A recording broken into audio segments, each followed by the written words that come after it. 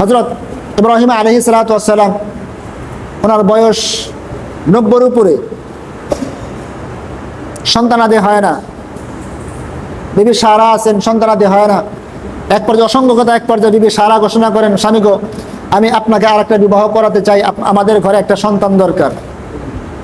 যে সন্তানের দিকে তাকাই আমরা সকলেই আনন্দ পাবো, তৃপ্তি লাভ করবো, আমাদের অন্তরটা জুড়ে যাবে, চোখটা জুড়ে যাবে, মনটা ভালো থাকবে। ইব্রাহিম আলাইহিস সালাতু ওয়াস সালাম বিবি সারাকে অত্যন্ত ভালোবাসতেন, বলছেন যে না, এটা হতে পারে না, কারণ তোমাকে রেখে আমি আরেকটা বিবাহ করব, সংসারের মধ্যে একটু এদিক সেদিক হবে, এটা আমি কখনোই পছন্দ করি না। অসংখ্য এক পর্যায়ে বিবি সারা যখন ইব্রাহিম আলাইহিস সালাতু ওয়াস সালামকে বললেন, যত শত বুঝিরা বিবাহ একটা করতেই হবে, আমাদের একটা সন্তান দরকার। তো যাই হোক, বিবি সারার কথা ইব্রাহিম আলাইহিস সালাতু ওয়াস সালাম রাজি হলেন।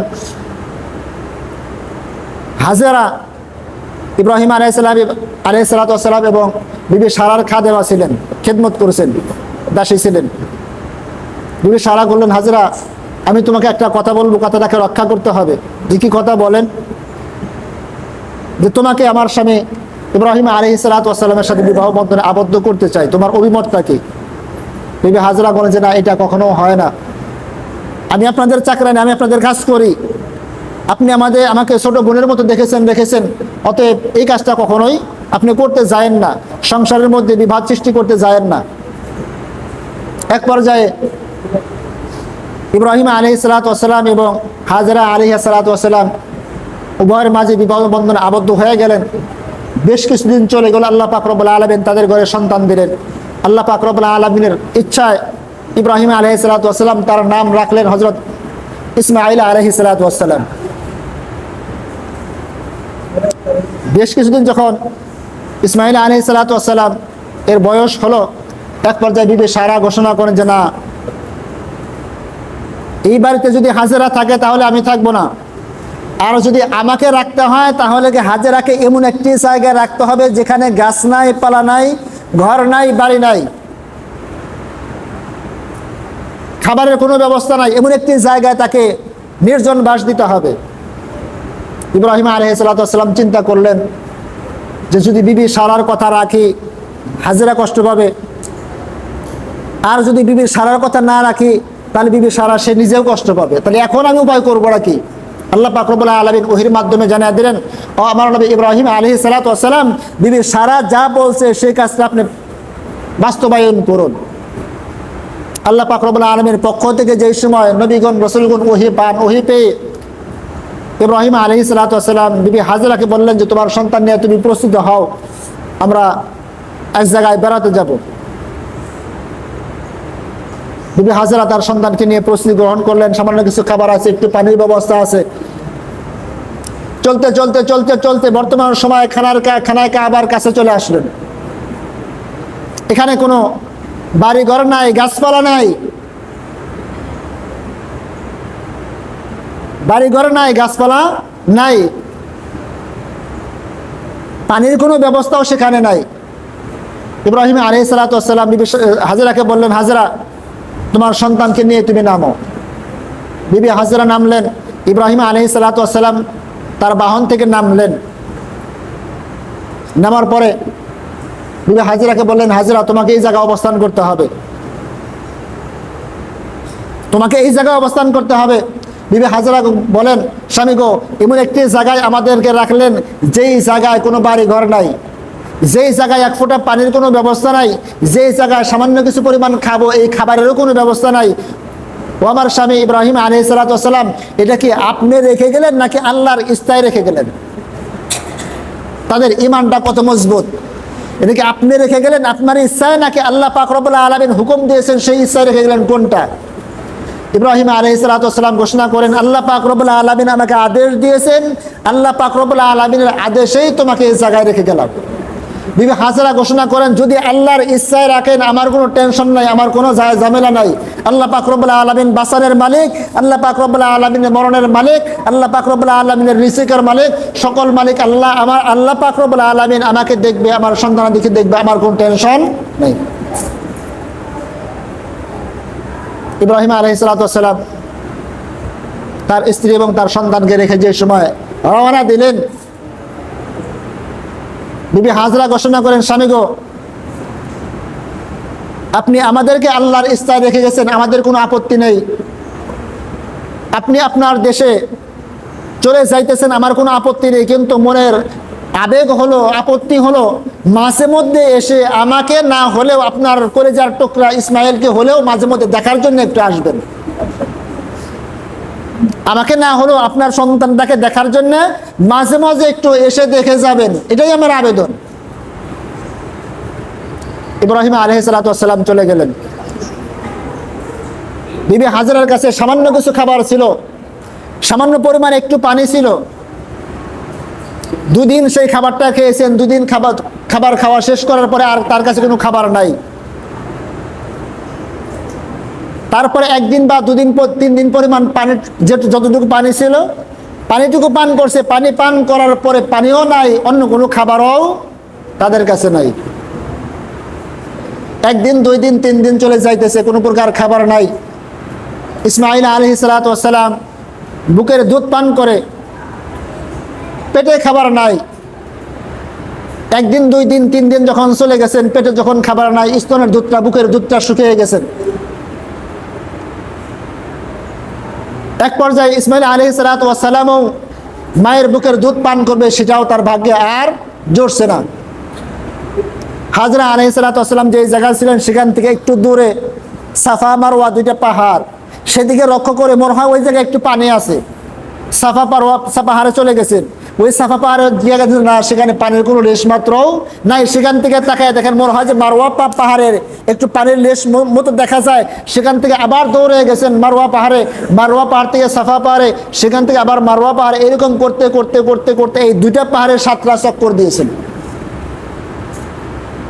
এরপরও সেখানে কোথাও এক বিন্দু পরিমাণ পানির ব্যবস্থা নাই।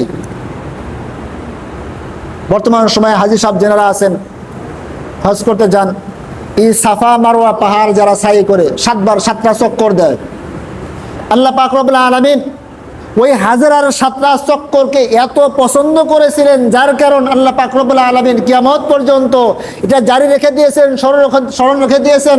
ও হাজী সাহেবরা, তোমরা এই খানায় কাবা জিয়ারত করতে এসে সাফা মারওয়া তোমরা যখন সাই করো, এর পিছনে কারণ একটাই, হাজরা আলাইহিস সালাতু ওয়াস সালাম তার সন্তানের জন্য একটু পানির জন্য এই সাফা মারওয়া 7 বার সাই করেছিল, দৌড়াদৌড়ি করেছিল। আমি আল্লাহকে সেটা পছন্দ করেছি, যার কারণ এটা আমি আল্লাহ পাক রব্বুল আলামিন তোমাদের জন্য শরীয়তের ভিতরে গণ্য করে দিয়েছি। হাজিরা যখন এটা সাই করে তখন তারা বুঝতে পারে যে না, এর থেকে এর উৎপত্তি হয়েছে। এক পর্যায়ে 7 বার চক্কর দেওয়ার পরে দেখেন যে না, পানির কোনো ব্যবস্থা নাই। তার সন্তান ইসমাইলের কাছে চলে আসলেন। আল্লাহ পাক রব্বুল আলামিনের দরবারে ফরিয়াদ করে, আল্লাহ তুমি রিজিকের মালিক, তুমি বাঁচানোর মালিক, তুমি মৃত্যুরও মালিক, সবকিছুই তুমি পারো। আল্লাহ তুমি আমাকে বাঁচাও বা না বাঁচাও, সামান্য কিছু খাদ্যের মাধ্যমে অথবা পানীয়র মাধ্যমে আমার সন্তান ইসমাইলকে তুমি রিজিকের ব্যবস্থা করে দাও। এরকম দোয়া করতে করতে করতে করতে আল্লাহ পাক রব্বুল আলামিন এক পর্যায়ে জিবরাইলকে পাঠিয়ে দিলেন, জিবরাইল যা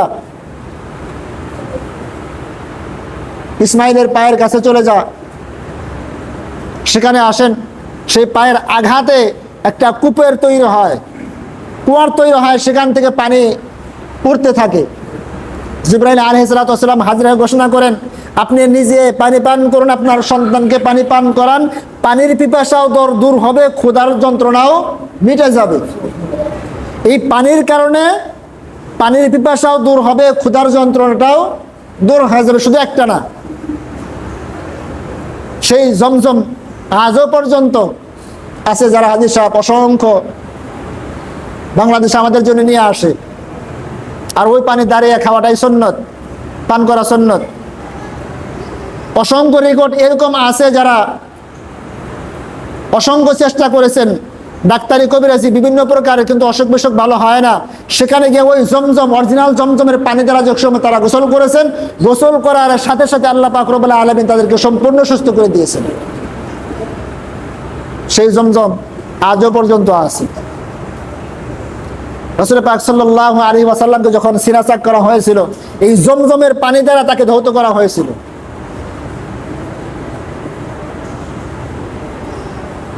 এত গুরুত্বপূর্ণ সেই পানি।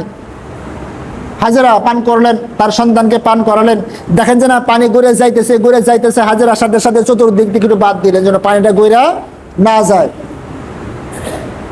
এটাও প্রমাণিত হয় যদি হাজেরা ওই সময় খালি চতুর্দিকে বাদটা না দিতেন, সারা দুনিয়াটা ওই জমজমের পানি দ্বারা ভরপুর হয়ে যাইত।